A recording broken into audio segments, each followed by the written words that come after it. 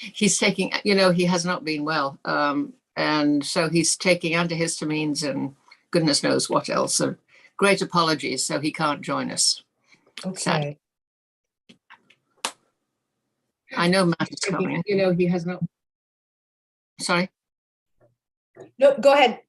Yes, That was I know. just the YouTube turning Okay. on. Sorry. Matt is coming, and I think Ron is coming, is he not? And John?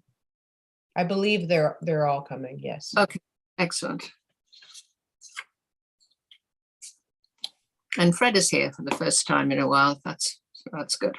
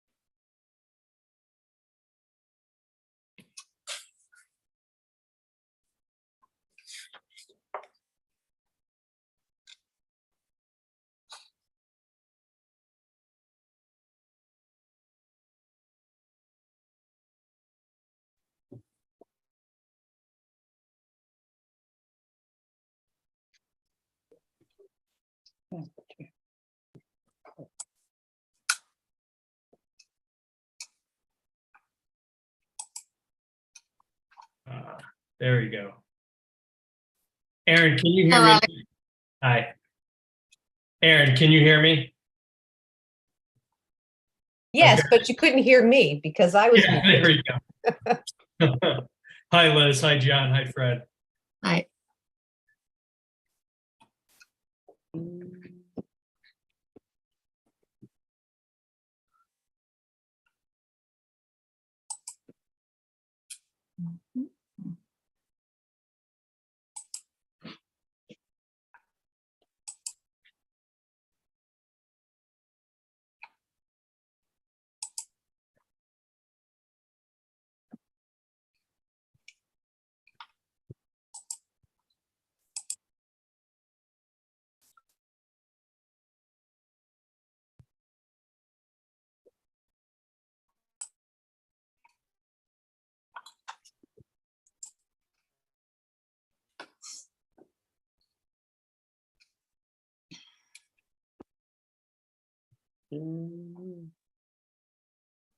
Aaron, Yes. do you have any further information from Babouche as far as, materials, colors, signage, that kind of thing is concerned? So there are colors. I have a photo of what's existing there that would be helpful, I think. Ron should be coming over, right? Yes. As I far as think I know, yes. as an attendee rather than a panelist. So let's get him.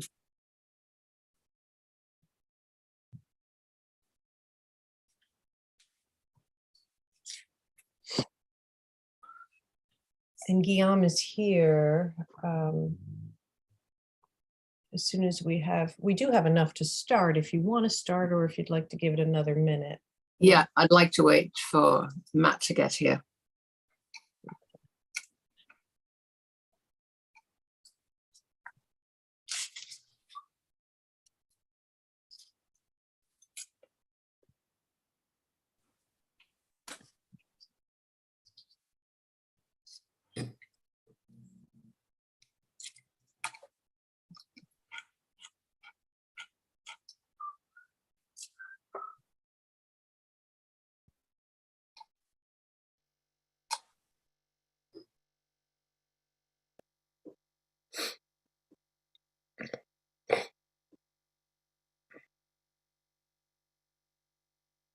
Hey, John, what is that in the background?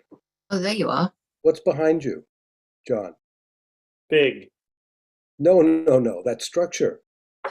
Oh, it's a structure, Ron. Oh, okay, good. It looks like No, a, Looks good. It's I came on home from the office, so I'm sitting in my house. It's just one panel of wallpaper behind me, Oh, the I see. mirror. Cool. My wife loves to wallpaper things. I'm not so into it, but whatever. Whatever. self, This is John. being recorded, John. Yeah, well, that's all right. Maybe she'll chime in and listen to what I'm saying about the whole thing. That's okay. You're on record. Is Matt here yet? No, Oh, Matt, where are you? Okay, let's give it just 1 minute. Does he have Matt's cell? Yep, Just give him a text. He probably doesn't even know what time it is. yeah, I'm just about to do Okay. that. Yeah.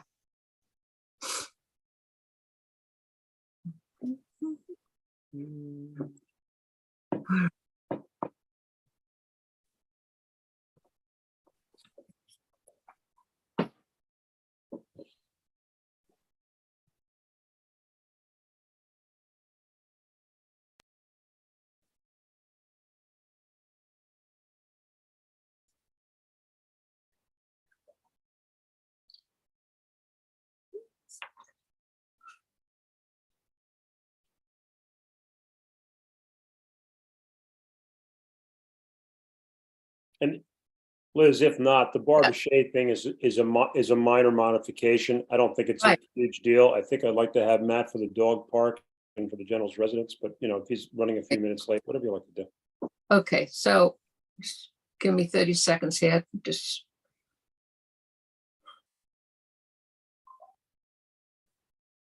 Okay, he must be on his way. Okay, good evening. This is the Advisory Committee on Community Appearance of Tuesday, November the 15th, 2022. We have 3 items on our agenda this evening. And the first one is at 8 Scotland Avenue. The applicant is Guillaume Travessaz, minor site plan review to further enclose an existing outdoor dining patio. Guillaume, are you there? Yes, yeah, I'm right there. Good evening. Good evening, everybody. Would you like to just introduce yourself as we're recording? Yes, yeah, Me. so I'm Guillaume Travessaz. I'm one of the 2 owners of Bar Boucher in 8 Scotland Avenue in Madison, Connecticut. And as everyone knows, we have a minor modification that we would like to do regarding the patio. Okay, would you like to describe it? Yes, so if everybody is comfortable with the patio as it is today, it is partially closed with the panel on the side that retractable. And what we would like to do is to add a fire exit door at the entrance. It will be actually not where the actual entrance is, it will be where our garden is. So we review the plans with the fire marshal to be sure that we'll be respecting the fire coding. And so we will be adding a structure which is for the door. And then on the other side, it will be again a panel that will be retractable that we could bring up and down. How That's does about the it. door, The how does the color- door fit into a retractable panel? So that's why I say the door will be where the structure is. So we'll drill the structure for the door to be sure that is fire, that you respect the code for the fire exit.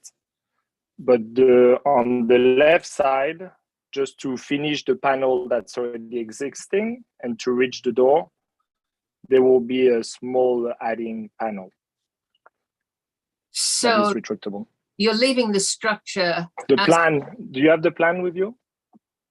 yes, so Yes. I'm happy to screen share so everyone can see exactly what the spaces that Guillaume is referring That to. would be If- helpful. Yeah. Okay. Yeah. So first, I will just familiarize you with this site plan here. This is Scotland Avenue and the existing building here with the parking behind the restaurant. The existing patio space for dining is here in front. And the subject area that they're proposing to enclose and alter is this area in this corner here. Oh, I see. Okay, the existing, I have to stop screen sharing so I could pull up the existing awning for you. So this is with the sides up, but the existing awning exists here as such. And then the clear vinyl siding can come down, and you see this area remains open. This is the area here that will be enclosed with the door actually facing the rear of the property. And these few plantings in here would be removed at a distance of 6 feet, I believe, and replaced with pavers so that they have adequate egress from the dining area. And Guillaume, the enclosure will match the same black material. Exactly. So that it you will be have. this. Exactly. It'll be the same black, and where the vinyl, the clear vinyl starts, it will be clear vinyl. So it will be the exact same design and And no coloring. signage proposed, No correct? signage. No signage. No. Okay, So the structure there will remain as it is, except for the clear panels that will be brought down. Is that right? And this the- portion here would be That's- extended. Yeah, this over the existing patio though, Liz. Right, right. But everything else will stay the same, except for the panels that are being, that will You're be, just adding another way of getting in. right. That's all. Yes. Okay, I Right. just Correct. make sure that it's going to look the same. This was initiated to more for keeping the entire space warm during the winter and the cooler months. And in order to enclose that, the fire department that triggered an additional egress requirement. And in talking with both the fire marshal and myself and Guillaume, we decided it was best not to have the door on this side where you're walking out into the drive aisle, but rather to face it to the rear and alter this planting area instead. Where's the second egress? On the other side of the patio? And inside, it's considered inside. inside dining now from the fire code. Aaron, Oh, I see. do Oh, do you have a picture of it as it is right now? Because I walked over and it's already enclosed with. The vinyl siding down. So there was I'm going to stop sharing here. There was a previous, now let me just go through. There was a previous approval that allowed for, it was a Sombrella black fire resistant enclosure. And this was done as a minor modification. I had the plans for that. I unfortunately, I can't rotate them. I'm happy to share them so you can see that it was previously approved, but you're going to have to just kind of cock your head a little bit. I apologize. I don't have that quality Adobe at home, but this is the wall of the building, and the awning comes out towards Scotland Avenue here. And so these are zippers. This is the clear vinyl enclosure. This is the existing open access that Guillaume was talking about enclosing. And so you can see there's a yellow stripe for the on the panel, that goldish yellow, and then it's the Sombrella fire resistant black material. So they're pull up drop curtains, and Guillaume is proposing to maintain that exact style moving forward. I think that, sorry, go ahead. Oh, I was just going to propose that we accept the proposal. I'll second. All in favor? Aye. Aye. Yeah. Thank you. Thank you, Guillaume. Thank you very Wonderful. much for your time. You have a lovely night. You too. Thank you. Thank you. Good night. Aaron, if you go up to view and go to rotate, you can take the plan and change it around in your office. In the office, I can, but Once you change it in your office, when you give it to us, it'll be exactly what's in your office. yes. But don't You worry know. about it. It's all fine. That's. Thanks. Thank you, Aaron, for. Thanks for your patience and your flexibility here of your necks. Well, thanks for thanks for pulling up the plans for us. That really clarified things. The little drawings here weren't that clear. Okay, so second item on the agenda is 1362 Boston Post Road. It's continued from 10/11/22.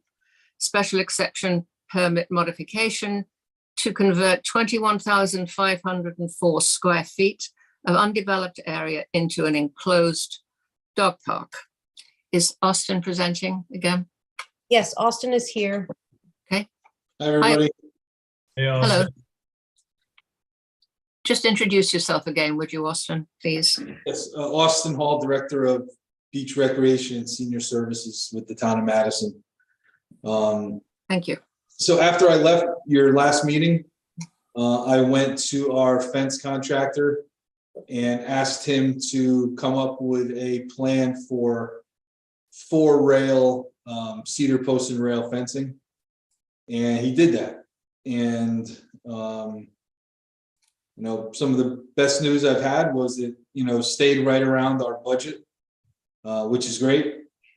So I'm here to, propose to you tonight that we move ahead with 4-rail cedar post and rail round cedar post and rail fencing with black vinyl coated weld wire, which is 2 inches by 4 inches on the inside of the dog park.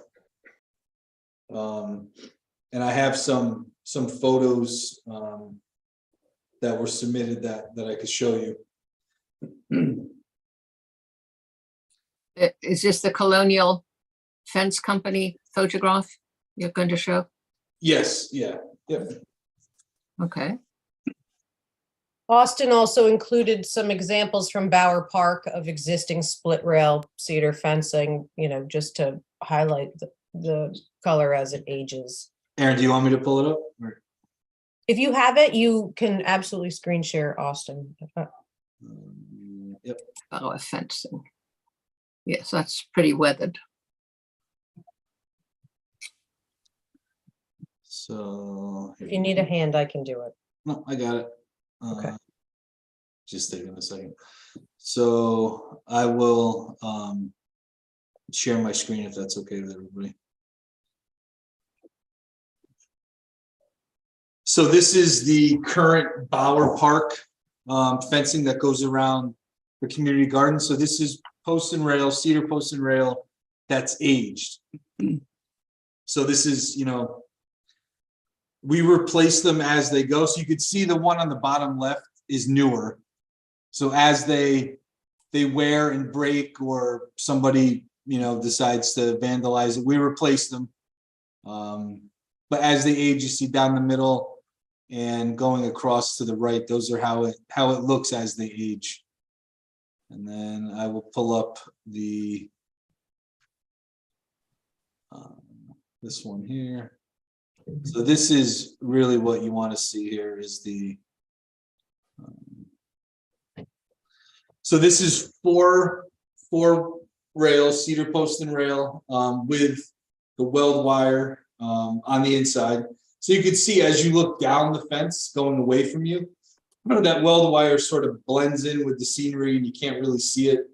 So this is what it will look like, and I think it'll look like it was meant to be there, as opposed to the black chain link.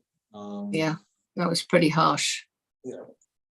Austin, John Cunningham, one little thing. This is a galvanized welded wire. You said you were going to use black welded wire. You're going to use Black the vinyl galvanized? coated. Yeah, this is just a picture I took offline. I couldn't find one with black weld wire. It's just me. I would definitely use the galvanized. I'm with John. I think it disappears because it's gray. If it's black, you'll see it. You'll see it from the road, yeah. Okay, I'll go back and change that. I would go, and I just make sure that you have in your notes galvanized, not steel, because the steel will rust, the galvanized will probably last a little bit longer. Yep, yeah, I wrote that down. So tomorrow morning I'll get with the fence guy and make that change and have him develop a new quote. How tall is the last wood post on that fence, Austin? 5 feet. And that's what the town wants at 5 feet. Yeah, that's your typical dog park height. Okay. All right. Is there still an opportunity to put some ornamental grasses or something from the road side, just sort of disguise it slightly more? Yeah, I talked to Bob Cookta yesterday, who many of you probably know, and he would gladly help me develop a planting plan that would fit in with what we currently have at the park. So yes, along the Route 1 side, we could absolutely put some plantings that in time would grow and act as shade trees or low ornamental plantings as well. You know, I was thinking about that today, Austin, and I think at least a couple of shade trees are really essential because it gets so hot, obviously, in the summer. And then a combination of grasses and evergreens. I drove around Hammonasset today, and there's that combination sort of in sort of random places, which looks completely natural. Yeah. And gives some screening in the winter too, because that's the thing that bothers me the most actually about the dog park is its visibility from the post road. So I think that's an essential part of building this, that the plantings be put in to screen it. And I guess they would have to be sort of pretty advanced in size too. Yeah, I talked about that with Bob yesterday. Mhm. We'd have to get a more mature plant to Right. sort of be above that 5 foot tall area. Right. which I is also, not a problem. The Yeah. more mature the plant, and every time I talk to Bob, I learn something new about plantings and trees and stuff. The more mature the plant, the harder it is for it to take. The bigger the root ball, the harder it is for it to take. But they just require watering, on a schedule to make it work. So the Austin, town- but the town- Austin, care of that. Excuse me. Austin, John Cunningham again. That's an untrue statement. Okay.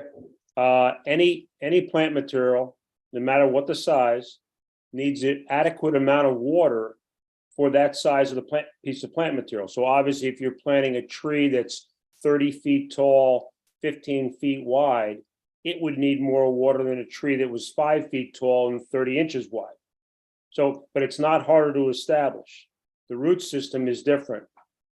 Liz, I'm just going to say, this is a very important area to Madison. Okay? Yes, This is a commercial or a application for the town of Madison. The fencing is much better than the black. They will have to come back with the final site plan, yes, the size of the plant material that they're suggested, the locations of the plant material, a plant list that's going to show both botanical and common names, and the quantities on all the lists like any other application in the town of Madison. I agree with that. I agree, because that's an essential part of this being Yeah. successful. And I did know Who today, are the neighbors? Are there neighbors? inside, excuse me, Are there sorry, neighbors? neighbors, Yeah, There's no real neighbors now. there is Not no really. real neighbor there. not really. But I noticed, Austin, that inside the demarcation sort of zone for this, there were three evergreen trees that could be used possibly in the plan. Correct. You know, the markers that you've got, they go around the tree. So there's some there that you would be able to use. But I completely agree with John that we need that landscaping plan to get a sense of how successful this is going to be. Mhm. But the fence is a huge improvement. But Liz, a site plan too, not just the landscaping plan, right? Yes, yeah, where it's going to be placed. And I think should have sort of some natural feel to it, not just a rectangle or square. You know, hard edges don't work there. There should be some natural sort of feel to the perimeter of it, I think. So, Liz, I would agree with you. The Hammonasset look where the evergreens and the cedar are sort of interspersed randomly, natural lies, I think it would look great. and the grasses too. So, yeah. I think that could be, this is- and then the shade trees, I'm thinking about that today. I mean, without the dogs being able to stand in the shade, or even the owners, you know, it would be pretty tough in the summer. Oh, Liz, I think Ron that's a good Zolshan point. here. I think inside the dog I have a park- question. I've got a question about, and this may have been covered in the initial presentation, which I was not here last time. Was there a consideration given to benches inside for the dog owners? And number two, what is in the budget, what is the plan to keep that fairly sanitary on a regular basis? So yes, there are plans for benches. I have Girl Scouts lined up to build those. And in terms of sanitation, every dog owner has to pick up their dog droppings.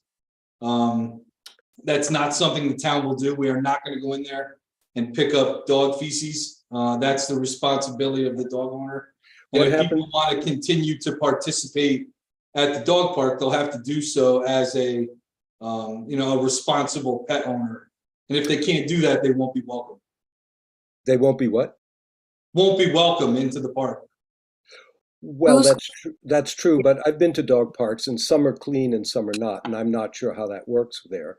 But the ones that are not are pretty disgusting. But I don't know how you restrict people from coming in if they don't pick up their dog. We would just have to shut the park down Oh, and get okay. rid of the fencing. Because you can't police it. I can't stand there. Well, I agree 24 with, hours a I day and agree. I watch just people. wondered what your plan was. But- I can't staff a dog park. There is not a dog park on the planet that has staffing to watch that. So Right. that's something that's sort of unknown as a dog owner. You go to the dog park, you pick up after your dog, and though people will self-police, you will get yelled at and screamed out of the place if you don't do that. Good. By Okay. Well, fellow I hope it dog- all works. I just was curious how that. Right, that's a good question. Are you going to have any monitoring at all? Once a week, once every 2 weeks? Is anybody going to keep an eye on it? So we'll have maintenance in the area, so the grass needs to be cut at least once a week. But I don't have staff to stand there and supervise people play with. No, No. no. No, we're not expecting that. That's but- not that wasn't my question. Yeah. It was more on on an intermittent basis, but you It'll answered, be you inspected, answered the question. yes. Yeah, inspected at least once a week.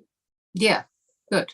Austin, to your point, I think people that bring their dogs to dog parks, especially like in towns like Madison, will do what they're supposed to do. Well, one would hope. One would hope. Okay, so do we have any other questions, queries? One other, you said the town of Madison. Anyone would be welcome to use the park, right? If you come from Correct. Old Saybrook and you're driving by, oh, there's a dog park, let's go. Yep, anyone can use it. It's a public park. Are there there's garbage cans, obviously, and are there like bag dispensers? Yes, bag dispensers. I've showed that at the last two meetings, what they look like. This is, let me see, this is a miniature one. It says dog waste station at the top. Please clean up after your dog. The bags are there. And there's a little garbage can that they put them in. And those will be picked up as we do all the trash in town once a day.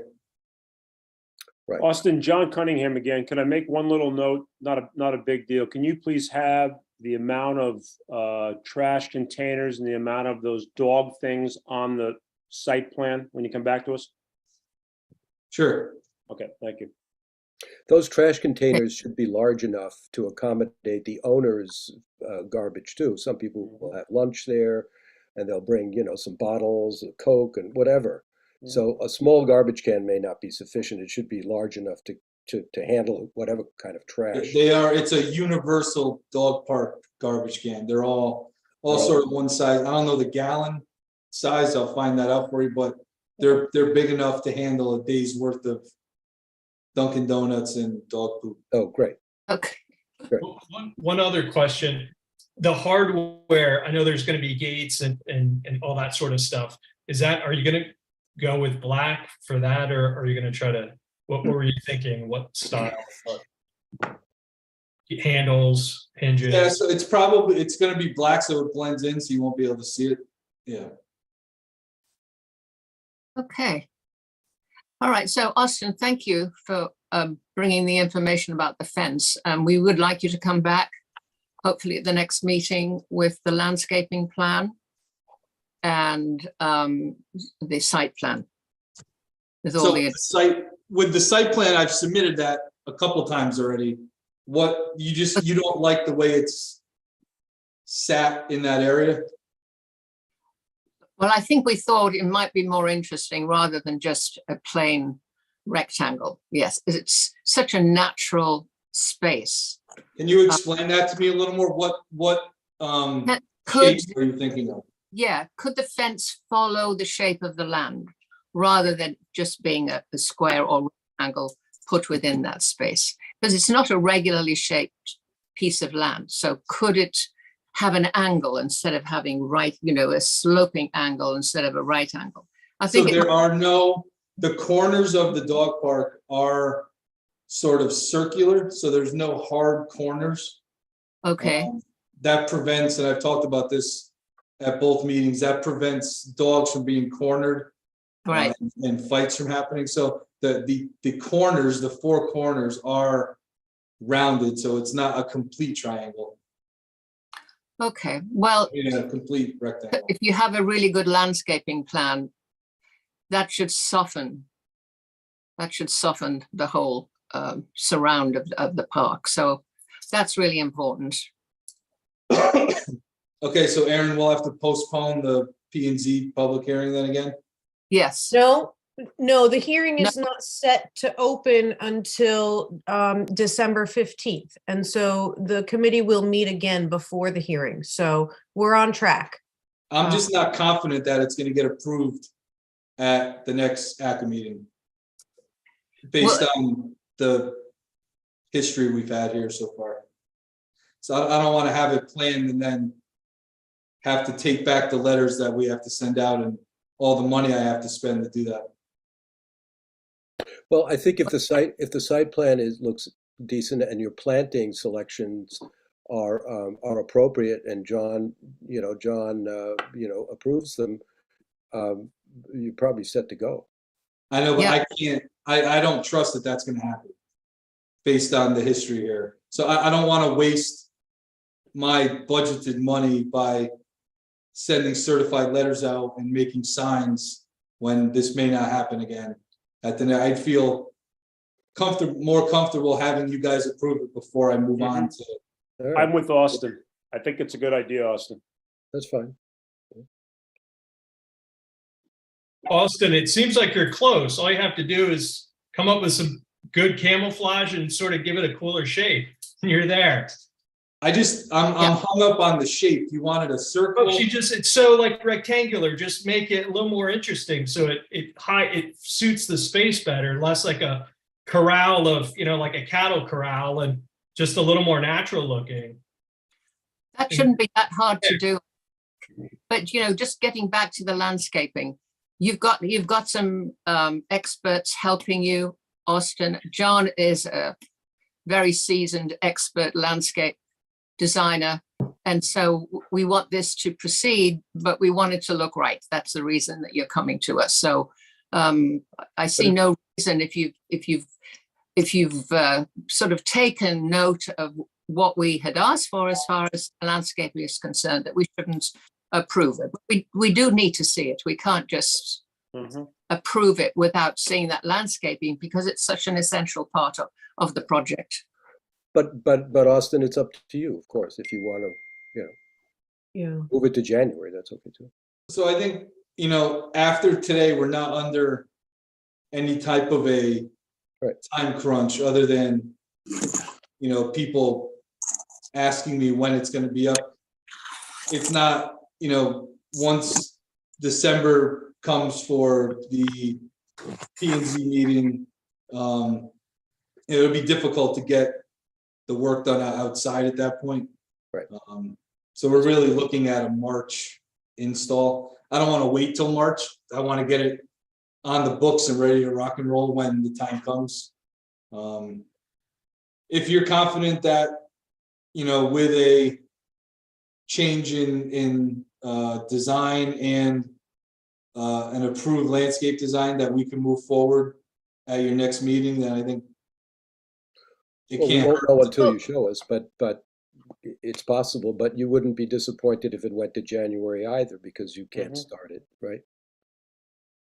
I'd be disappointed that I've wasted money sending out these letters and signs that I have to Exactly. get made. It costs more money to run the legal, Austin, so I've been eating those expenses. I couldn't believe how much that was. That's unbelievable. But we can, if we know what the committee is looking for, we can follow up during office hours and look at what is left for you to grant extensions to the Planning and Zoning Commission. And you very well may have enough time to grant an extension to a January meeting. That will give you the flexibility without having to withdraw an application or anything like that. So we can kind of weigh those options if you'd like tomorrow and see how, Sure. you know, some resources as far as developing the site plan and perhaps utilizing the site development plan from the original park, you know, the larger, so that it shows where this is sited on the property instead of just the little blown up area from the park and engineering plan that you submitted. So we can kind of merge the two of them and work with Bob. That would be helpful, I think, for Austin, Erin. Okay. Are we in agreement? Mhm. Have faith. Thanks. Okay, Good thank you. job on the cedar too. The cedar looks much better. There. It's gonna be the nicest dog park you've ever seen. Thanks, Austin. You're well. Thank you, everybody. Austin, I just need you to stop sharing. There you go. Thanks. Did I see that Matt was with us? Yeah, I'm here. Can you hear me? Yes, we can't see you. though. Yes, You we can't see can. me? He's here. Yes, we can. I'm on two devices because I've had an issue with my microphone on my new laptop for whatever reason. So Okay, Um, I see wanna you, make but sure- that's fine. I can hear you. my Um, apologies, Liz, for being late. Oh, no, that's fine. Third item on the agenda, 908 to 910 Boston Post Road, the General's Residence, Fence Creek Homeowners Association site plan review with a modification regarding site improvements and building color. Who's making the presentation, Erin? I believe we have a few, Attorney Tim Herbst is here and Adam Greenberg, and we have the homeowners association as well. Tim, is that Amy? Yes, Amy Macy, who is the president of the association. That's what I thought. Okay. Amy's coming over now too. Okay. And Tim, do you have the documents to share or are you looking for me to share them? If you could share them, that would be helpful because I'm having a little technical difficulties on our end. Okay, hold on.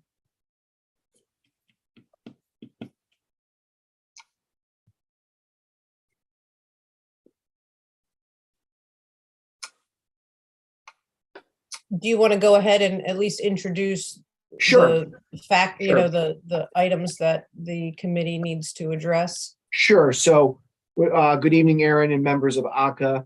As indicated, my name is Timothy Herbst. I'm an attorney with an office in Orange and Trumbull, Connecticut.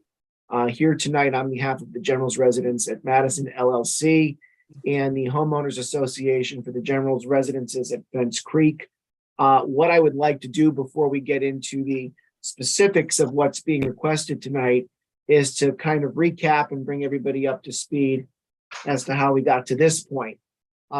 Originally, the Planning and Zoning Commission and ACA considered and acted upon a 2019 application for this property. The original zoning application called for the construction of 7 units, which would be around the perimeter of the former general's residence. And the original application called for the general's residence to remain as is with certain exterior facade improvements. That was approved by the town. And then subsequent to that, the general's residence at Madison LLC, which is a limited liability company of which both Mr. Greenberg and I are members, acquired the property. And then we went into planning and zoning and ACA to seek certain modifications to the original approval, most specifically of which was that under our proposal, the general's residence as is was demolished and a replica was built, which contained 2 of 9 units instead of the original 7 units. That plan was approved by the commission and ACA in the winter and into the spring of 2020. Subsequent to that, after that, I should say that we began the process of site improvements and demolition requirements on the property. I am pleased to report that over the last 2 years, the project has sold out. The last 2 units that are being constructed are in the general's residence replica. I'm also pleased to report that these units have sold for an average sale price of $1.2 million. And not only are these units holding their value, but they're increasing their value, as 1 unit recently resold for $1.4 million. So this has clearly been a very popular project with purchasers that have sought to make the general's residences at Fence Creek their home. I should point out that the property previously was in a blighted condition for many years. I think when you have driven by it recently, you've seen that what was once a blighted condition is now an improvement that I might add has not only grown Madison's tax base, but has not put an undue burden on your schools or any town services, given the buyers that we have seen move in there. So we are before you tonight after collaboration with the Homeowners Association. So on the screen, you can see Adam Greenberg, who's a member of the general's residence at Madison LLC, and also Amy Macy, who is the newly elected president of the Homeowners Association at Fence Creek. So what I'd like to do briefly and succinctly is walk you through some of the modifications we're requesting, and then entertain any questions you might have. I can answer them, Adam can answer them, Amy can answer them, but I'll just succinctly and briefly walk through what we are seeking to accomplish with the proposed modifications that are before you. So Aaron, can we pull up for screen sharing? Do you? Okay. Maybe just if we can go to some of the pictures. So I think we should kind of break it down item by item of what you're looking for. You did give a Sure. narrative of the 6 items. Well, actually, not the stormwater, that has nothing to do with ACA. But the first Sure. item, as far as the patios that were extended and stone sitting walls that were added to the property, that was not part of the original approval. They were on grade patios, and those have since been modified by the Homeowners Association to include sitting walls. Correct. So to respond to that, as Aaron indicated, patios were in fact extended on the property, and sitting stone walls were added. Unit 7 has taken down a fence and has proposed a stone wall fencing scheme that is consistent with the other stone walls, sitting stone walls that have been constructed on the property. We have attached some renderings of what has been both done and what is being proposed for the units on the property. I also want to note that there have been parking area modifications to units 8 and 9 to improve access. So as everyone knows, units 8 and 9 are the general's residence replica. So we made parking area modifications to those units to improve access. Also, I want to note that the fencing between units 4 and 5 will be staggered to accommodate the positioning of the houses. So as many of you probably know, when Duo Dickinson laid out this plan architecturally, the siting of a lot of the units was done in such a way to try to give them their own unique placement and also maximize and take full advantage of the scenic views of Fence Creek. And if any of you have walked the property, I know some of you have, and some of you have been through the units, what we think arguably what was done very well was taking full advantage of the site and placing and siting the units in such a way that they maximize the visual components of the creek. And as indicated, we wanted to stagger that fencing to keep that in mind as well.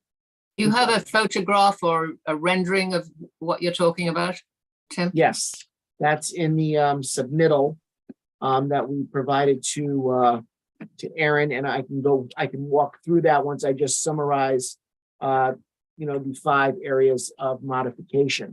Okay, Unit 6, which is a unit owned by Marcia Geringer, faces East Wharf Road. It's actually right next to the Macy's unit.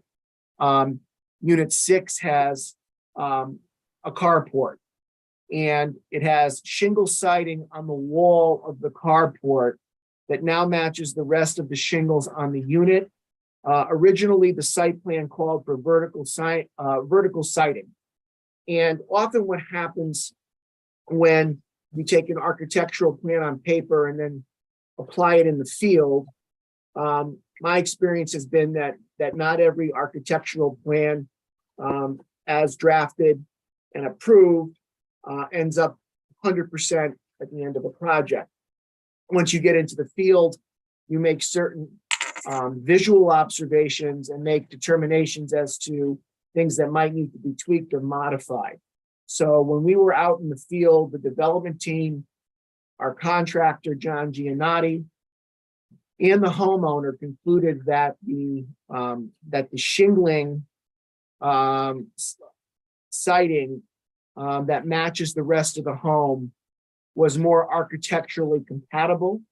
And I should note that it's a change that has been universally and unanimously supported by all the other residents of the association. So I want to emphasize that point, because if we had a situation where one unit owner made certain modifications that were inconsistent with what the HOA wanted for the site, or was consistent with the overall aesthetics of the site, that would be a different issue. Here we have a change that has universally been supported and accepted by not only the development team, its contractor, the homeowner, but also, and equally important, the association and each of the individual unit owners at the general's residences of Fence Creek. And then finally, the owners of unit 6 and 7, which are the 2 units that face East Wharf Road, would like to paint the trim on their respective units white. As of now, it is unpainted, and they both agree that white is the appropriate color. A picture of the house as is, and then with the white trim has been attached. So if you want at this time, that's a summary of what we're seeking to accomplish. If you want to go through some of the submittals that we attached to the application showing the visual component, be more than happy to walk through that and answer any questions you might have. yes, that would be important to do, I think, Tim. Thank you. So I have some photos that were attached in this application. I also have the site development plan, which is, I think, what I'll start with here.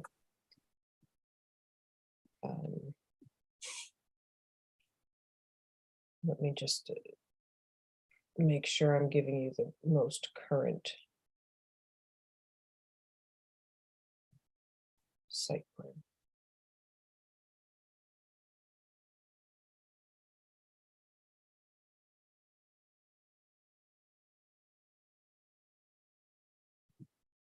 Okay.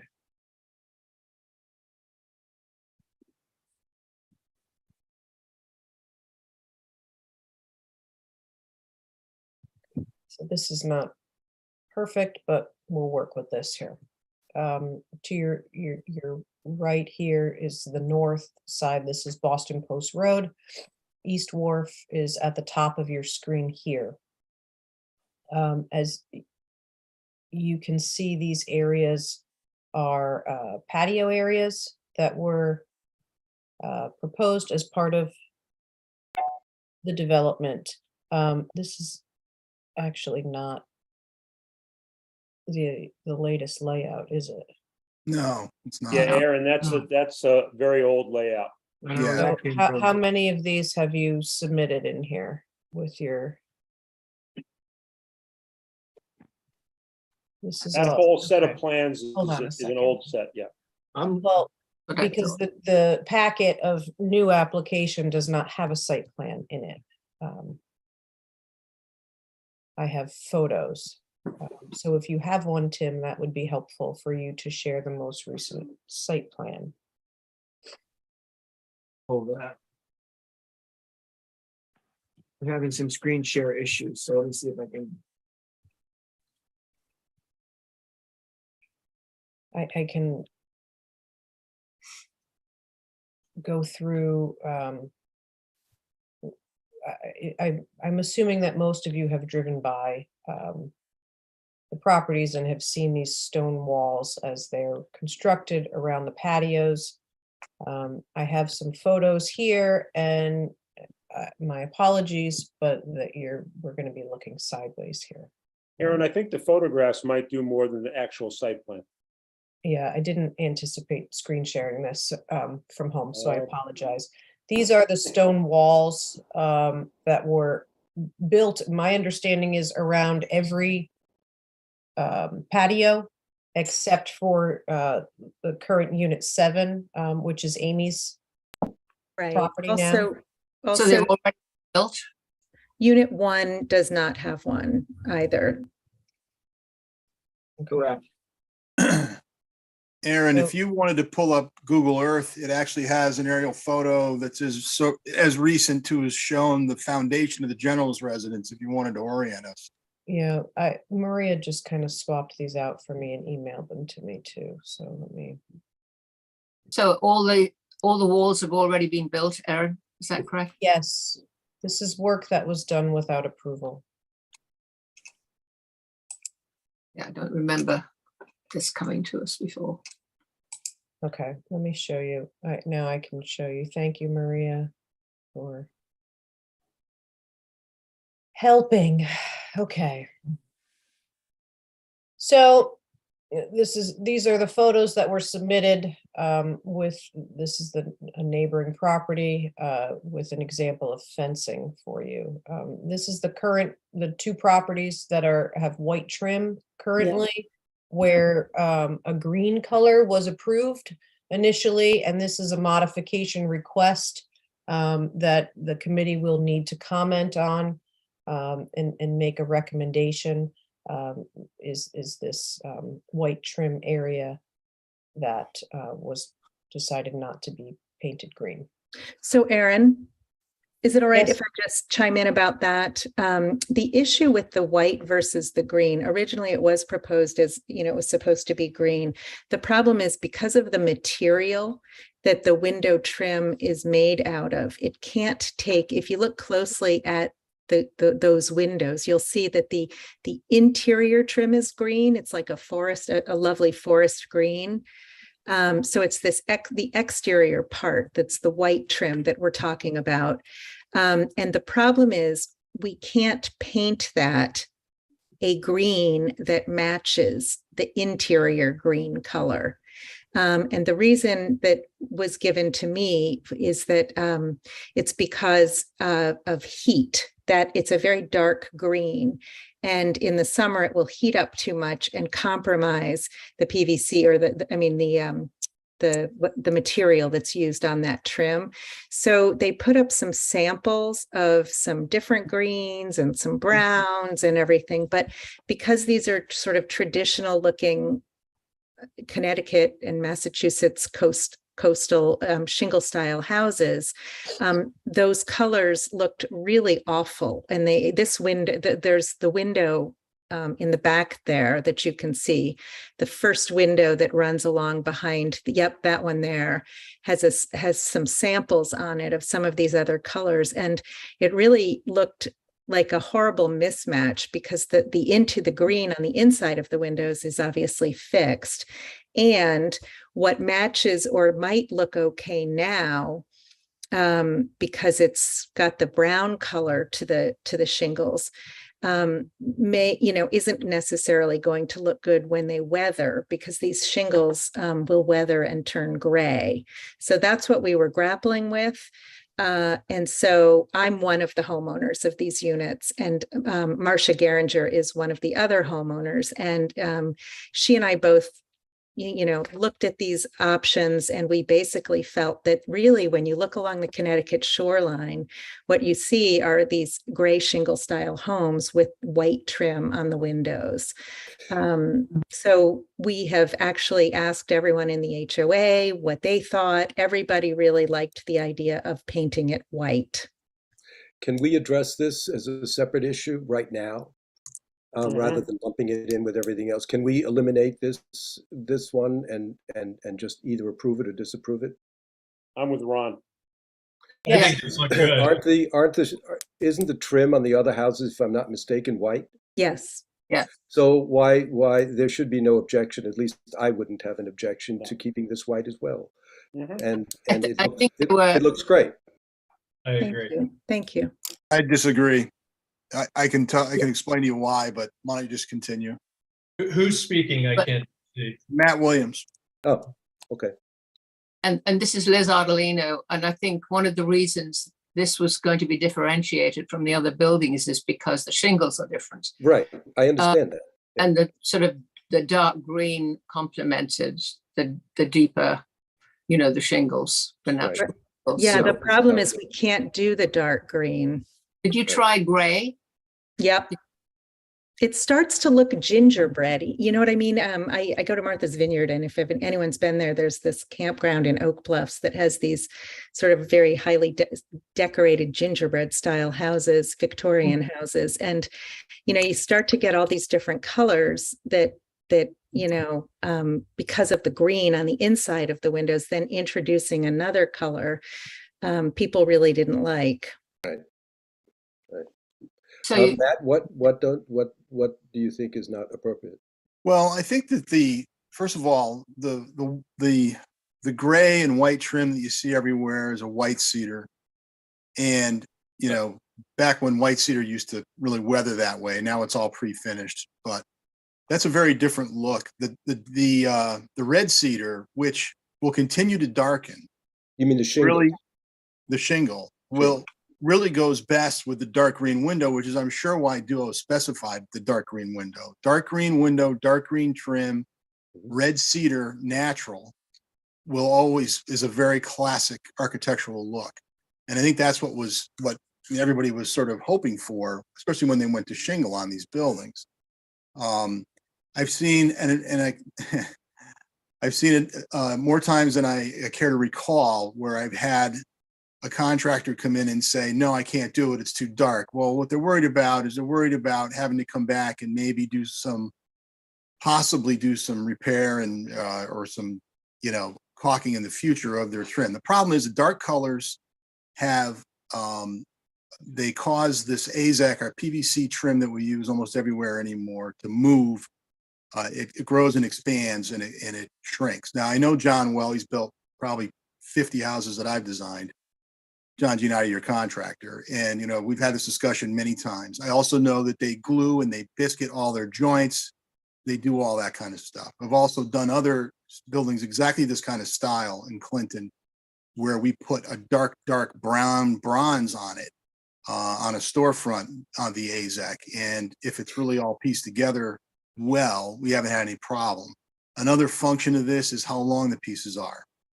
So there's a lot of technical reasons or ways that this could be overcome. Now, I think that, I think that to me, that's the issue. I think it's a major, when you put white trim on a red cedar shingle building like this, it's frustrating to those who sort of understand what the aesthetic is meant to be. I think the trim, unfortunately, I think the white trim screams at you.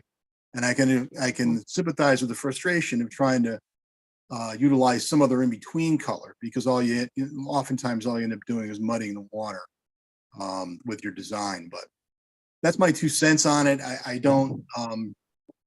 think that if the window trim itself was kept dark green to match the windows, and maybe the rakes and the eaves and maybe even the columns or whatever else was in white, I don't think that would be as big a deal.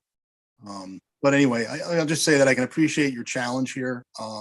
But that's really the bottom line when it comes to the technical issue of dark colors on AZAC trim, on a PVC trim. Yeah, we would have loved to have had the dark green, but we were told that really was not advisable. So the white, so we really did not like introducing yet another color. What has Duo had to say about any of it? I'd like to know his opinion on that and really some of these other questions. Duo Dickinson. I don't know. Amy, who was it who said that the green would not work? John Giannotti. So is he one of He's the builder. He's our builder. Okay. Well, Matt, is this something that needs sort of touch, or, I mean, I wonder why he would say that. Well, no, I think it's because he knows it's not going to move if he keeps it white.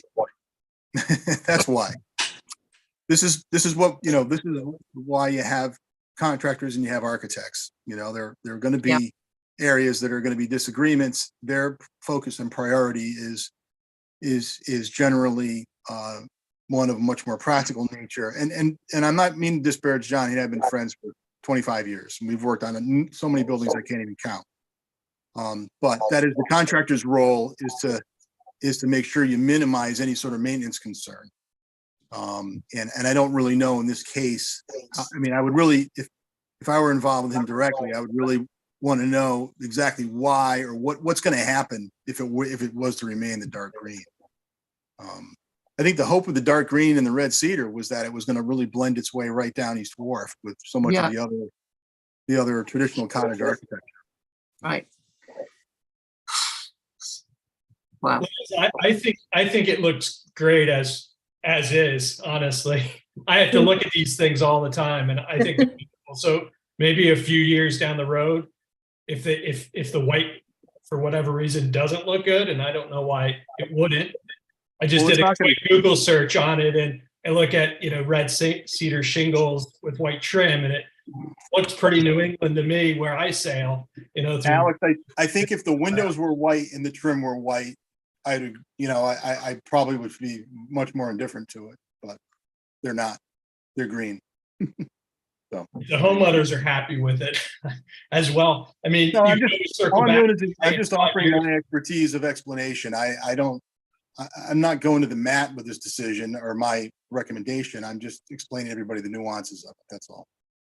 Have they considered other kinds of paint? I know you guys are using latex or water-based paint. Have you looked at linseed oil paints or paints that maybe the paint manufacturers have developed special lines of paint for this issue, so they actually offer a lot wider range of color and deeper pigments than they used to. And Sherwin-Williams always had the best option. So it's one of these things. Maybe I'll talk to John about it tomorrow and just get his take on specifically what the situation is. I'd love for him to show me where he's really seeing the problem with the dark colors, with some of this. But I guess I'd just say as the homeowner of one of these homes, but also as president of the HOA, because the HOA is the one that's going to have to cover expenses. If we put something up that is going to cause maintenance issues down the road, I think our goal was really to try to find a compromise, to find something that was recommended. In other words, to not use the very dark color, but to find something that would work aesthetically, but also functionally. And I think that's absolutely appropriate. You folks are going to make the decision, not us, or certainly not me. All I'm pointing out is that be cautious that these concerns are not being overblown at the expense of a city. That's all. oh yeah. Well, If we could do the green, I would love it, but I've been Maybe the builder can be approached again, given Matt's sort of analysis of the situation. Is that a possibility? Well, Honestly, I think if this question is a question before the committee, that you should invite the builder with his opinions to your next meeting so that he can answer your questions here at the meeting. Yeah, I mean, if he's making the aesthetic recommendation, Duo is not here for whatever reason, I think it would be actually really useful to hear somebody's view of it who's affecting the decision. That's all. Yeah. Well, Matt, I suspect Duo's opinion will be very much the same as yours. And he would. I would never assume that. Well, but he designed it this way, so I suspect he'd agree. Yeah. So, perhaps. but he would have to have the same conversation with the builder as anyone else would. Yeah. And ultimately, this is the decision of the Planning and Zoning Commission, who would, as this was approved with the green coloring, and their, as your role for advisory would be looking for the committee's recommendation on what color that should be. It's not necessarily the choice of the homeowners association, although they would be responsible for maintaining that. Well, my feeling is that the original colors, the dark green, really made sense with that duo of, excuse the word, but the pair of houses. That was the whole concept with those two houses, that they almost become part of East Wharf rather than standalone like the other buildings. And I think that was an important element to have the dark green. They sit down into the earth much more with deeper colors. And it sounds like the homeowners would love to have that green. So I think we need to continue this. And I definitely would like to see the builder or representative of the builder come back and really, so I think we need to really make sure that it can or it cannot be done. Liz, would it be appropriate to request the homeowners association to contact Duo and get him together with the builder and discuss this whole issue and come up with a plan so that we can review that at our next meeting? That sounds like a very good idea, Ron. Do we need to make a motion on this particular? Can I just jump in here for a second, please?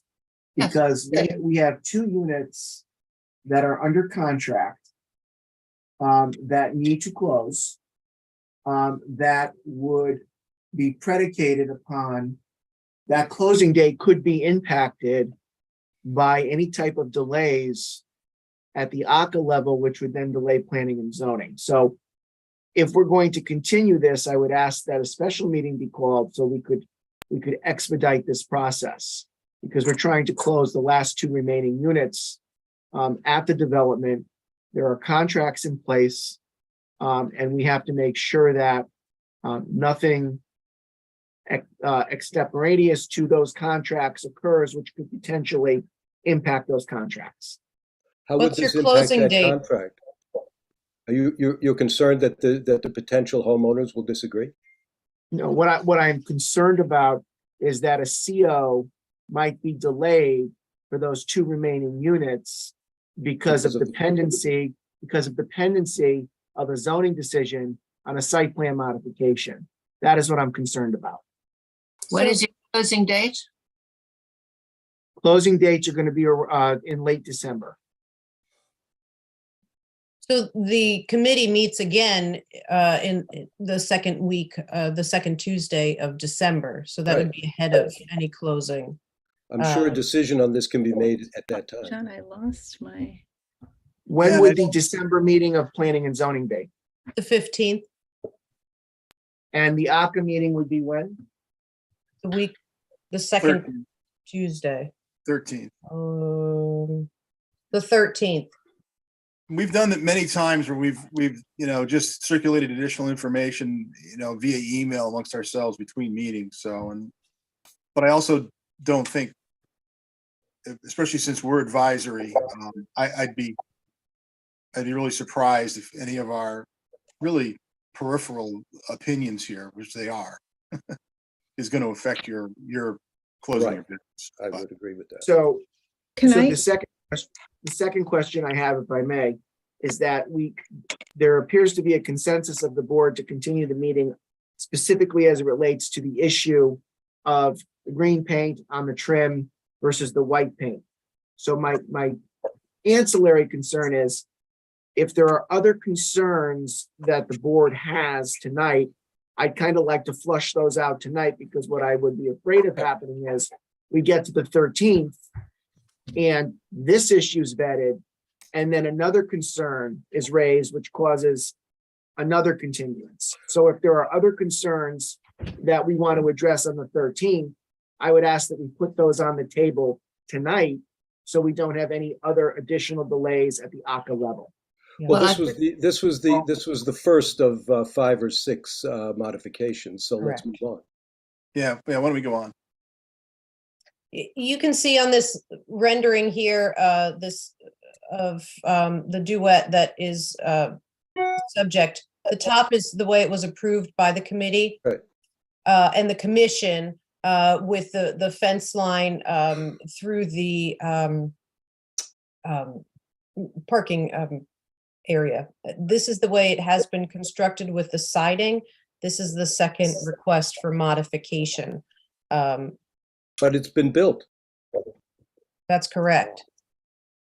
Why has wasn't this been- brought to us beforehand? An application was only just submitted. Part of this is. After the fact. They are after the fact, yes. And so were the stone walls. That's correct. And the fence isn't in yet either, I think, Erin, is that correct? Well, that's a different, no, that request is not an after the fact, which would be an enclosure on the patio of unit 7. We haven't gotten to that one yet, but no, there was a vinyl fence that's installed that has since been removed. Right. So there's no fencing there now. Well, once again, this unit was very specific to not only make the buildings be like that Potteries Wharf, but sort of with the curve, which was rather like a wave, to introduce the buildings to a road that led to the water. So it had a very unique position. And where the other side of the curve is gone, it makes no sense at all. It's, it's completely sort of, the idea is just not there. So I don't know, Matt, what do you think? Hold on a second. Hello? Yep. Hold on. What is it exactly that they're changing? I mean, I see the drawing that I think we approved, right, with the gray vertical fencing? This is Yeah. the top that was approved, Right? It's a carport on the right side, not a garage. correct? So the idea was to have the back of the carport in the same Okay, color. so the one on the left is getting a garage and a door. Yeah. And the one It always was, yes. Yeah, and it's And this was always a carport. that Okay. had the fencing in the back wall. The way it was installed was siding along the back wall instead of that fence finish. So the facade, the elevation is different now. And just if I may, when you're looking in this dimension versus physically being there and seeing where the placement of the actual fence is, it's not in line where you see this and it'd be like, oh, one continuous line. The garage is much closer, and where the fence will actually start will actually be on the shingle siding. Right, So we understand. when- that, Yeah. Yeah, so when it was installed, it was the homeowner that, similar kind of situation. It was, this is what I like. And I'll just speak, apologies for an after the fact kind of modification request. Nothing was with any ill intent by any stretch. And this, a lot of these decisions were made by the homeowners themselves. But just so we at least put that out there, just so everyone's kind of aware. It wasn't, oh, let's just do this and come after. Well, Duo, when Duo showed us these plans, we actually were quite excited about his visual idea here, and this sweep, whether the plane is the same or not, the impression from the road is this continuous gray, wonderful shape, this kind of cottage-y shape, with the sweep of the fence, which leads to both sides of the house, both houses. And I think Duo, I don't know what his opinion is, but I think he'd be very disappointed to see the modification. I'd like to say something. So when Duo originally designed these, he wanted not to have garages. He wanted to have carports. And I think Right. everyone unanimously hated that idea, to be honest, all the neighbors. And then when I actually walk by and see the carport on Marcia Geringer's unit with the cedar and the way it's illuminated and her cars inside, I think it looks super elegant, and it looks much better than I anticipated. So the absence of the gray actually makes it look better, because it just looks so charming and warm, and I think it's 10 times better than the drawings that he originally. I understand that, but Duo, had he thought of this in the first place, he might not have done what he did. So I think everyone fought Duo and said, "Don't do the carports," because no one liked the idea. well, no, that's fine. The carport's a no carport, but his idea of this gray sweep, he may have changed that completely had he designed it with the shingles. I think it was a happy accident then, however it happened. It just looks fabulous from my opinion. Looking by, like, really caught our attention. Both my spouse and I just think it looks great. But the fence isn't up yet. If the fence is placed, Just the poles, it looks like they have like the support, but maybe they're waiting for panels to come in. I'm not sure. so Whatever. Can I just- It's Liz, you would ask me what I thought about this. I just want to make sure that I understand exactly what's being proposed here. So the lower one is what they want to do, right? right. Yes. So on the house on the right, that shingle panel, which is the back wall of a carport, correct? Yes. So that panel is 20, 22, 24 feet back from the front of the house, correct? And it's in the same plane as the gray fence. Mhm. And then on the left-hand side, we have a garage with that's all wrapped in the gray. And Yeah, that, as I recall, Duo describing as being maybe a couple of feet recessed back from the face of the shingle house, correct? Is that right? The garage door? Yeah. Look for a photo. No, it's not recessed. It's in I line. think I have some up here. Sorry to scroll fast here, but Yeah, I think those are all the back. I think there is one at the front. You can. Oh, there see you we go. Yeah, Yeah, no, well, it's maybe not 2 feet, maybe it's a foot and a half, whatever it is. yeah. Well, There it that is. picture is Yeah. really helpful. That's good. That helps. me. That's my house. Okay. No, and I think that looks nice. I mean, the fact that the gray fence isn't continuous all the way underneath the carport of the neighboring house, I don't think is the end of the world. Personally, I think the color of the trim is more important. you know, but I'm just glad that they went to shingle at all. I was very happy when the change was made to shingles, so. I mean, I don't have a strong feeling that it's a huge problem to have the back wall, of that carport shingle on the southerly house along East Wharf versus the north. Even with the fence, the curved fence. Yeah, I mean, the fence will read as part of the carport or the side of the garage or the neighboring building. And it'll go in and is there that gray fence, or does that appear anywhere else in the building? Do they have a gray dormer on that house? Probably on the other side. On the other side is the On the dormer. other Yes. side. It's not I'll an go element back that's over totally that. foreign to that Well, you particular can't see it. building, so, you know. Whatever. Here's It's the- done. I mean, all I'm just saying is, I'm not Here. super concerned about it. you know, I It's think done. Bill's vision, I It's love done anyway. I mean, you know, what he for us showed, to- and I it think is a moot it point. would have been probably the more ideal scenario, but it's not something I don't think for us to be overly concerned about. So that fence will be set back to the depth of the carport. Right. I see. Okay. I Yeah. don't It's think.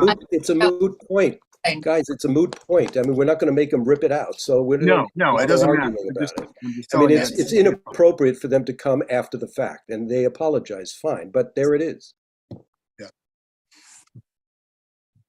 Okay, well, I think we can probably live with this part, and the fence is going to be built. Is that correct? That's my understanding, yes. Okay. Aaron, I don't know if you can make John Giannotti a panelist, but he's on, so he can answer the fence question and any questions about the paint, just because. Yeah, that would be great. Yeah.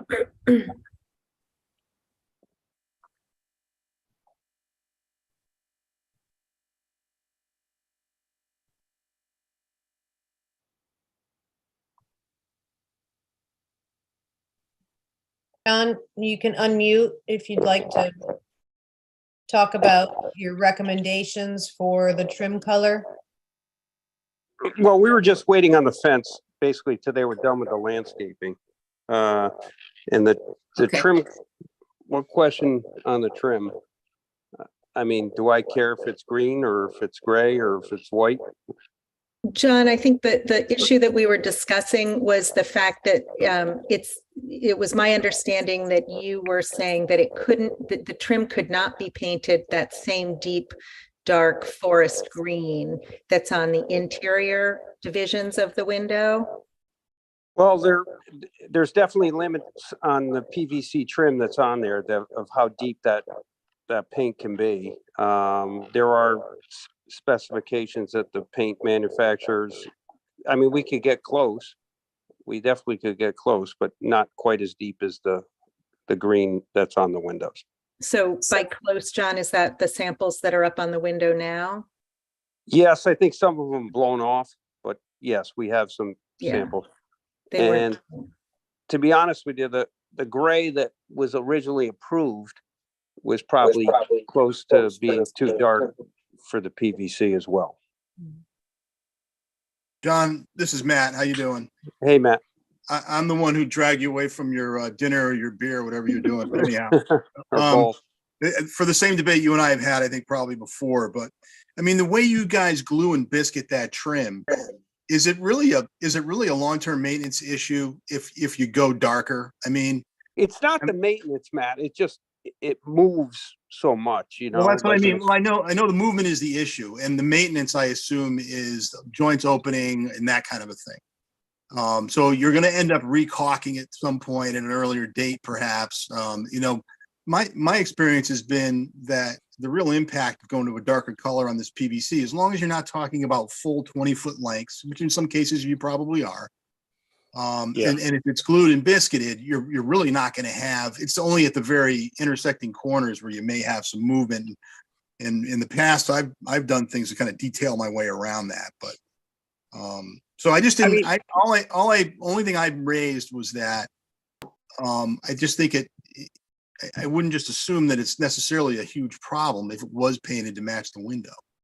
No, like I said, we could get pretty close. They have some ones with certain pigments in it. You and I have talked about before, Matt. You know, and we've done them at the hammocks. You know, Yeah. we've got pretty close. So, Yeah. And I think it looks great. to be honest with you, green or white, so but I can't say I can get exactly to match that dark green, but we can get close. We have some samples. I could show you some samples, but the original was actually it was a dark gray. Oh, really? And I actually have a sample it's on one of Marcia's windows, and it just didn't look good with the green. It looked terrible. Yeah.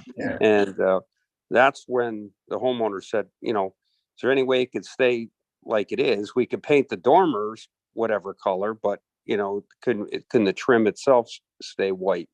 Yeah, I don't think you need another color. I think that's the challenge. And I think that's the thing about the white that I think is unfortunate is that, especially because it's so bright.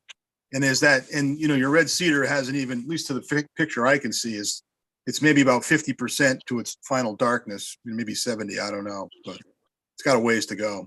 Yeah, it definitely has a ways to go. I mean, there's definitely some whites that maybe are off whites or something. We could do the dormer and the trim in that maybe everybody would be happy with. I mean, either way, it doesn't matter to me. I mean, what they do, but I don't think the white, it's the way it is, looks terrible by any stretch. I mean, we have white and green. I don't know what Duo thinks. He's the author of this design, and I think that I would just suggest that you and he talk maybe a little bit more about it if you haven't. I'm sure you probably have. Well, we have, and he's sympathetic to the homeowners. He kind of wants them to have, obviously we all want it to look good, right. And we don't want it to look wrong, but so I think he's sympathetic to hear what the homeowners have to say. So I think that's one of the reasons they're coming here today is to ask for that. But Okay. I could give other samples, we could get Duo out there again. We could have you guys out again. But like Tim mentioned before, I know it's a advisory committee. I just don't want any kind of thing that would hold up anything as well for the CO portion. Yeah. So I don't think we have that capability. Okay. Well, Personally. That's good to hear. yeah, there is an element of the fact that these are the last, the two outstanding COs are the last items. And this is one property.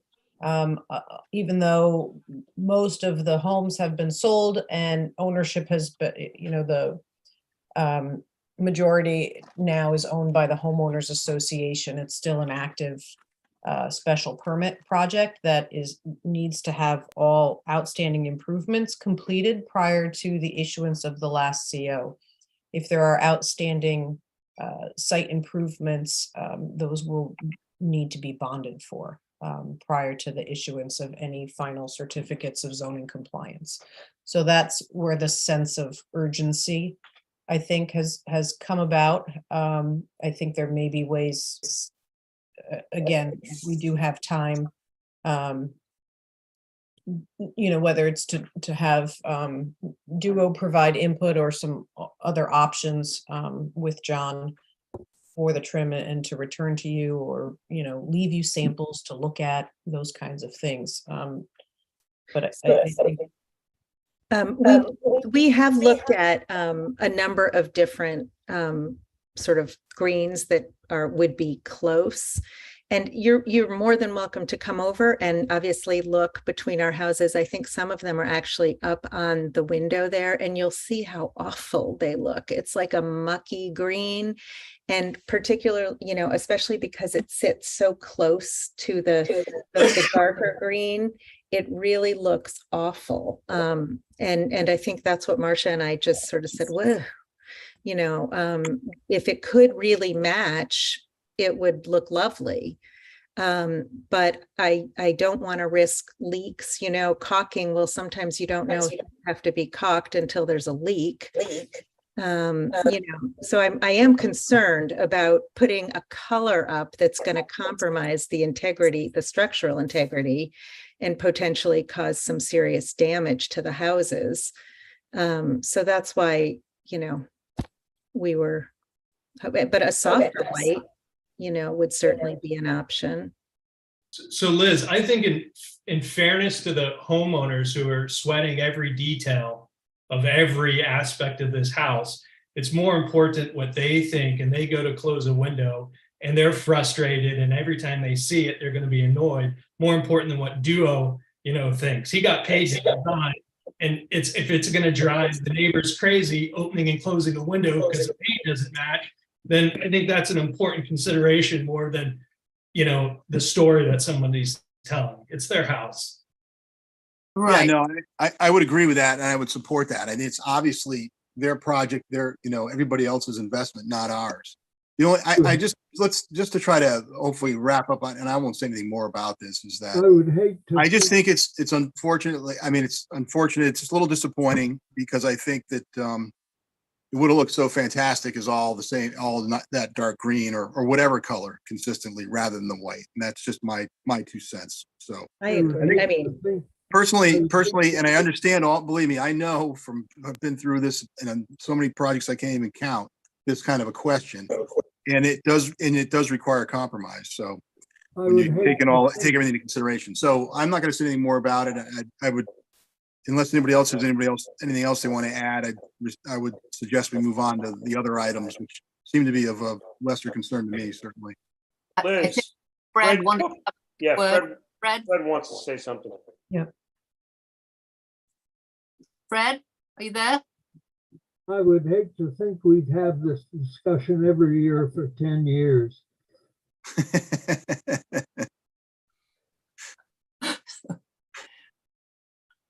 I'm with you, Fred. Okay. Well, I think I feel disappointed because the original concept, which I think was ideal, was not presented here. But it seems the of problems, potential problems, sort of outweighs it. So I think we should just move on and accept it as it is. I agree. I agree. Okay, is everybody in line with that? Liz, I think you lose the original concept the minute the house is sold. That's right. That's right. This is our wise man here. All right, so yeah, Erin, should we make separate recommendations here, or should we just move on with everything else? That's fine for your recommendations for the white. Just to circle back, I know John joined us, but the fencing material in the carport, what was the consensus on that? Aaron, you Again, mean shingling? Yes. yeah, Thank you. I think it's not ideal, but and once again, I think it's really hard to sort of sense what it's going to look like because the fence is not there, and there's the perspective is very different from the drawings. But I would recommend that we go ahead and accept what was done with the shingles instead of the gray. Anybody else have a comment on that? I disagree with that, but if I'm in the minority, that won't matter, but I would go on record. Okay, Matt? I mean, I can live with the fencing. I mean, we can all vote whatever we want, and P&Z will do what they need to do. So Right, but we're recommending. I think if P&Z listens to this entire tape, they're going to understand the ambiguity and ambivalence of the whole issue and Right, everything. So I'm not worried about it. okay. I think we're in agreement. Mhm. Okay, let's move on. Okay.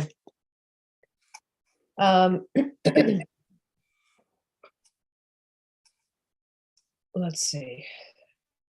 The patios were all extended and stone walls were added, except for Well, unit 7 here, let's talk about this specific plan. Oh, that's mine. Unit 7 is mine. Yes, Is that what you want to talk about, Aaron? yes, I'm just looking for a photo here if it shows the back of your unit. Here we go. Yeah. Oops, I almost hit end instead of share. See, it's where I am here. Is that, okay, so this is your unit, correct? In your Correct. existing patio. Right. There was fencing around. And correct me if I'm wrong. You're proposing to add a sitting wall similar around the perimeter, about a foot off of the patio. Yep. 12 inches offset the pavers, a stone wall, and a cedar fence on top. Right. Of that. And the cedar fence? So my issue is that I have this 2-year-old frisky Cocker Spaniel puppy who loves to just go leaping over stone walls. He can easily, in fact, he has leapt over the stone wall of the property into East Wharf one day when he escaped. And thank goodness our lovely neighbors across the street were there to grab him. So we are basically just trying to come up with an enclosure that would allow him to have some freedom, so he doesn't have to literally be on a leash every second that he's alive. The dog park sounded wonderful, by the way, as a possibility. But so we had originally worked with the developers to, figure out how we could do this. And so we put up the first fence. And I want to apologize personally because I thought that it had been approved, and we really were completely flexible in terms of what people wanted us to go with. When that fence was put up, I too was, just to be brutally honest, pretty horrified at the material of the fence. So at our own expense, and it was expensive, we took that down. And looking around at what other people have put up, and there too, I want to apologize. We were not a part of as president of the HOA. People made these decisions during the construction process, not when the HOA became involved, became an HOA run by the homeowners. But in any case, now where I sit, there are 5 units that have stone walls, and so my husband and my thinking was to stay consistent with the stone wall, but we need something to prevent our dog, to contain our dog. And so this is an example of what I would like to do. So we'd have a stone wall, roughly the same height as the ones that have gone in, sitting wall height. And this would be much smaller than the stone wall. This is a small topper that would sit on top of the stone wall, but it would prevent my dog from jumping over the wall. There would be, so anyways, this would wrap just around the patio. It would not go along the side of the house the way the white fence. So we've reduced the scale of it significantly. It cannot be seen. I've worked with John Cunningham on landscaping of it. And so thank you, that's really helpful. So the corner that is, to the extent that any of it is visible from either East Wharf or the Boston Post Road, it's the corner by the patio door there. That's the only part that one can see from the road. And that already has landscaping in that makes it, that hides it from the road. So you would not see this from the road. The homeowners have been actively involved in helping us to come up with a design. They all like this design. In fact, we floated a number of different options to the homeowners, and this is what people selected. There would be a gate in the middle of the back because we have to have some means of egress to get patio furniture out and things like that. And what I was planning to do was use a gate very similar to the one that is directly next door to our property on East Rock. And I included a picture of that. I think the photo is down here. I apologize again. Thank you for your help, Erin, with Rolling, this. but there is a photo of the neighbor's property. Yeah. There. There's an example of So it. that is the gate that is on the property that's right next door to our property on East Wharf. So ours would not be that large, but it would match the topper and be similar in style to this gate. And it would be white. No, it's gonna be white cedar. I was talking to, John Cunningham has been helping me with that. So it would hopefully we want it to kind of match the house, and we want it to be much softer. We don't want the bright white. So we were going to do either something much more muted or leave it cedar, natural cedar. And I'm open to suggestions on that. Is John, are you there? Oh, yeah, yep. Oh, okay, because your picture is, John, the style of the fencing, is there something that might be a little more contemporary that goes with the house? Because the house is not really colonial. Ron, if you're gonna have a very short topper, the picket is the best way to go. It's much better than a lattice or anything else. And I think if everyone knows about fencing, white cedar is in demand right now. The fence Yeah, no, companies it still turns use it on silver. fencing. So I really think the white cedar left to the weather would be the best look on top of the stone. Yes. That'll weather to gray, John, will it? It'll just Yeah. gray the same as the red cedar on the house. It'll go to silver or something. Oh, red cedar. Okay. I was just talking about style. I wasn't talking about material. particularly. John, could you also do like a transparent stain that's white, where some of the wood comes through a little bit and it's still warm, but a little protected? Alex, you know what the problem with the stains are? You're constantly adding stain. Right. They don't last. So my fence detail on all my residential projects, white cedar, constructed white cedar, allowed to weather. Yeah. Because when you put a stain or a preservative on it, you're doing it every other year. And it becomes a real maintenance issue on wood fencing. I wasn't talking about material, John. I was just talking about style, as opposed to, this colonial look with maybe it's the posts that, the top of the posts. Yeah, we could certainly make that a flatter top, without that detail, if that seems like it would be more. Yep. Ron, we could eliminate the top caps. If the fence, if you saw it in Amy's detail, the topper is 18 inches high. We Yeah. could make it all 18 inches high.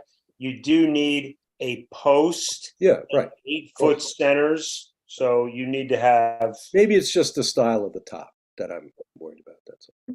Yeah, just keep the post minimal in dimension Yeah, and just a little flat, whatever you got to do to shed water off the top and not make it a Right. feature. I agree with Ron. I think simpler the better. And I also agree with you, John. I think a natural material is the right solution. yeah. Let it weather.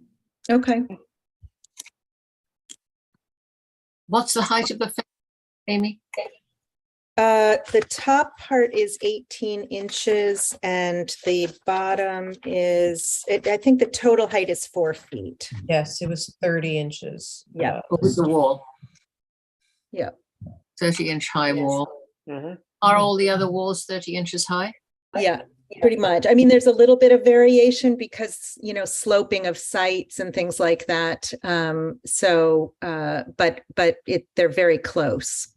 And the topper on the walls is different, it seems, from, The topper on the wall, mine would be the only one that has the topper. I am the only one that has a leaping dog. well, but I'm sorry, I'm using the wrong language, but one of the walls has The caps. stone Then the other one seems to have a blue stone. Oh, I see. Yes, I see what you're saying.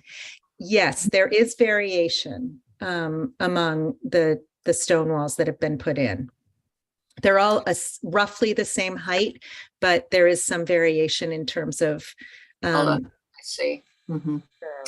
If this can be approved, which it probably will be, can you somehow, in your homeowners association, in your bylaws, state that it is a requirement that if anybody else wants to put up a fence, that it be the same? I think that is a great idea. Actually, we've spoken about that because I think as the one who was guilty of having the the horrendous white picket fence, I too thought it looked really out of place. And so I do think we need to bring that up as an HOA.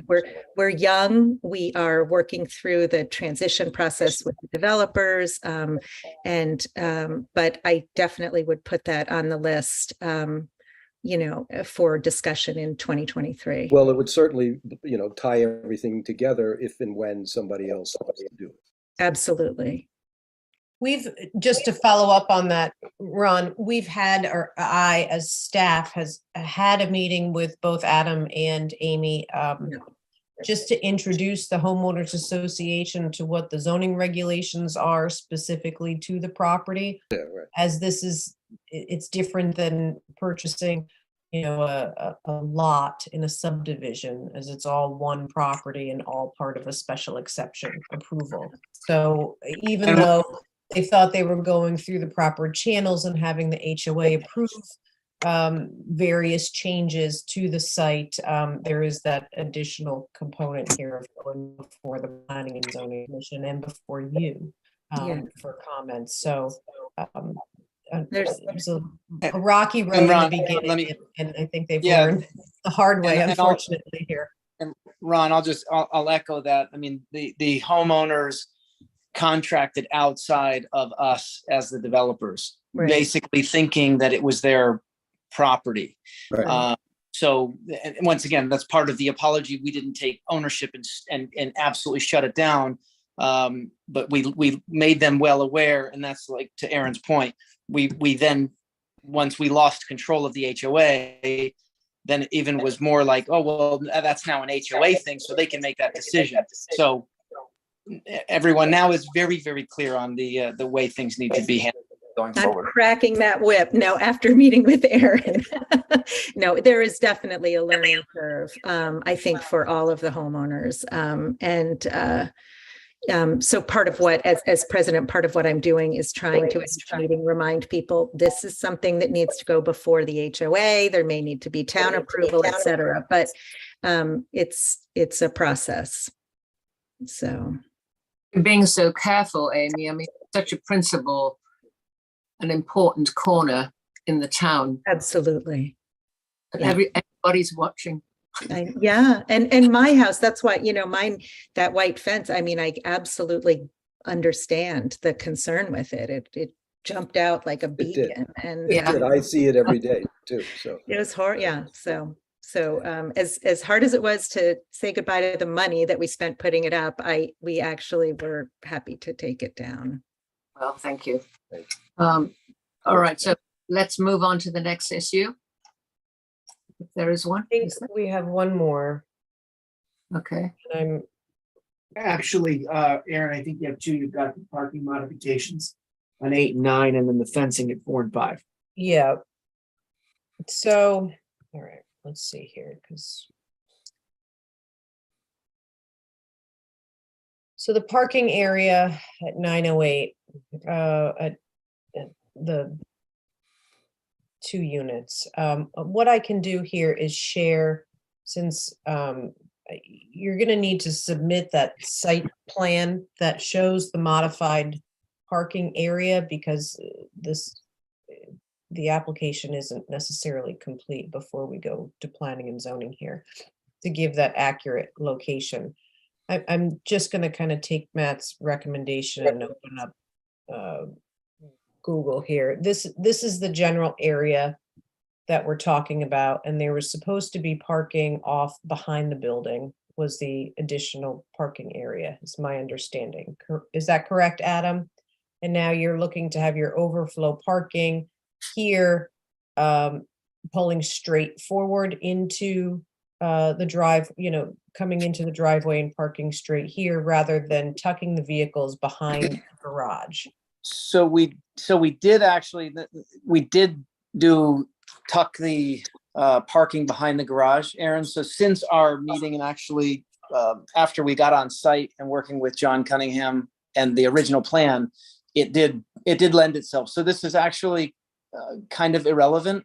Ask for a modification because we actually did this and tucked it behind the garage. So you don't need a modification now? I don't know. This just happened because we just did the paving last week. So Okay. if we, I don't know if I can pull up, give me a moment and see if I have one on my phone or on my pictures. And then I can share and just show that it's in line.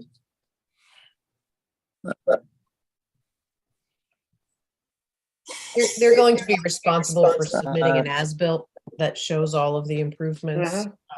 And so that as-built will Yeah. show. Yeah, the as-built will show all the improvements. And we have parking behind the garage, Aaron, and we also have 2-car parking at the end of the drive from the main unit. That will all be shown on an as-built. I don't think we really have to review this portion of it.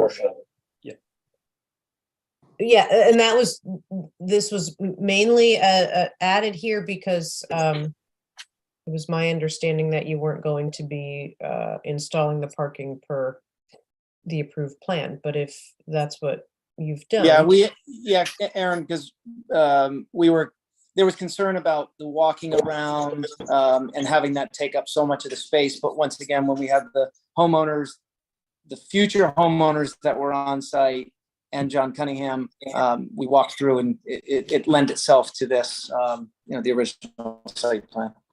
Okay, good. So we can move on to the last item, I believe. Yep. Which is, I guess there are two outstanding still. The first is, I guess, just the formal approval of the expansion of these patios and the sitting walls. As you know, the work has been done without approval, and they're seeking after the fact approval for that. You can see by the photos that I shared what those walls look like. Does anyone have any? Does the HOA have any or the homeowners have any plans, landscaping plans for those walls? So those walls, John Cunningham can speak to that. Ron, they're on every site has a landscape plan with it now that shows the actual dimension of the patio and the seating wall and the landscape that went out back. I myself, I'm going to say that the patio or the terraces, whether they were 15 by 10 or 20 by 12, no one's going to see the difference in that from the road. The seating walls or the stonework that are around the patios, I think, are a nice addition to the back of the areas. No, I don't disagree with that. Yeah. I'm just wondering whether there's any landscaping plan to go along with those. Yeah, they're all in plan form. Yep. You should come walk around. What John has done is beautiful around the patios. Well, I see part of it. Yeah, it's really lovely. Do we need a motion for this particular part? Yep, just your general comments as you did with the other 3 items would be Well, fine. Once again, I'm sorry that this has happened after they've been built, but I think they are attractive. I love the sort of natural stone that's been used. And it helps with the privacy for each of the homeowners. So my feeling is it's a very attractive addition to the complex. And I would recommend, well, Do we all would- of the stone walls have those blue stone tops on them, or I don't know. There's a variety. I'll show you the picture here. It's a Ron. variety, yeah. That's what- Ron, they're all Oh. constructed differently and Yeah. all have different tops or veneers on them. So But this the is a little heights- more. Yeah, that's nice. I mean, it's all attractive. I mean, It's all the same stone, more or less, right? Mhm, Sort of. more or less. A little Yeah, I- different. I don't have any, Different colors. yeah, Warm, Yeah. some of it is cool. I don't have any concerns with any of the landscape adjustments, the fencing, the No, I don't. walls or the patio sizes. I have no concern about any of that. I think it looks nice. Yeah, Okay, and then I guess the last item is your request for fencing. units 4 and 5. Yeah. What does that mean? So the fencing between units 4 and 5 will be staggered to accommodate the positioning of the houses. I don't believe, excuse me. I don't believe you provided a drawing of that. Can you show us which buildings those are on the site, on the aerial there, Aaron? I'm gonna need a little, let's see here. Are these on the road, on Boston Post Road? These, Adam, can you? Those are in the back of the East Wharf entrance, all the way in the back where the marsh Okay, is. so I'll show you Oh, here. they're way back there. Just so everyone knows, no one's gonna be able to see these fencing from East Wharf or Boston Post Road. Yeah, Oh, I those are have no good. concerns about that. Yeah, you're personally. never gonna see it. Yeah, no. So they're sandwiched between those two units? Yes, correct. And this, the fencing is to screen the utilities, the Yeah, condensers? Mhm. yeah. What's the fencing material? Is it White cedar. same as that Mhm. other one? Okay, thanks, John. Same style? I think we've seen everything, haven't we? I think we've exhausted this one. Yes. Mhm. Well, you have a record of all of our I thoughts. appreciate that. So we're not recommending any changes, but it would be, I think, a good idea for planning and zoning to know our concerns about things done before approval, about areas that we would like change, but we will recommend that everything go forward. Okay, Well, the trim is still an open question, right? no, Oh, no, I think we just got tired on that, Ron, and just said, yeah, forget. we're moving it. Oh. And that was my sense over the conversation. I don't know. Oh, So if you'd like a proper motion, that's what I propose. Do I have a second to that? Second. All in favor? Aye. Okay. Onwards. Thank you very much. Good luck. Thank you all. Good luck Thank with- you. And come by, take a look anytime. And Amy, thank you for your attention to the details and how it looks. I think Yes. I appreciate that. Oh, Really well, appreciate it, I really do apologize for the things that happened, without approval. I really, really mean that. But I think everybody's very invested. All the residents are very invested. We're fortunate because everyone really does care about the aesthetics. And I think we will do better moving forward. So so much. It's all on Amy now. It's all her fault if it happens. my fault. I'll shoulder the blame. No. Thank you. Seriously, though, we genuinely appreciate you guys listening and hearing us out. And it's a beautiful project. So thank you very much. Thank you all. Thank you. thanks. thanks. Well, thank you. We just one, I don't see approval of the minutes, but I know we were sent the minutes. It's not on the agenda. So you can open up the agenda and add that if you'd like and Yes. move So- forward, that's fine. Liz, I'll make a motion to approve the minutes. Okay. Anyone second that? I'll second that. There you go, All Matt. in favor? Aye. Aye. Aye. Thank you so much, all of you. That was a very interesting discussion. Aaron, thank you. Thanks. Take care, everyone. Good night, everyone. Thanks, Aaron. Bye, John. Good night. Bye.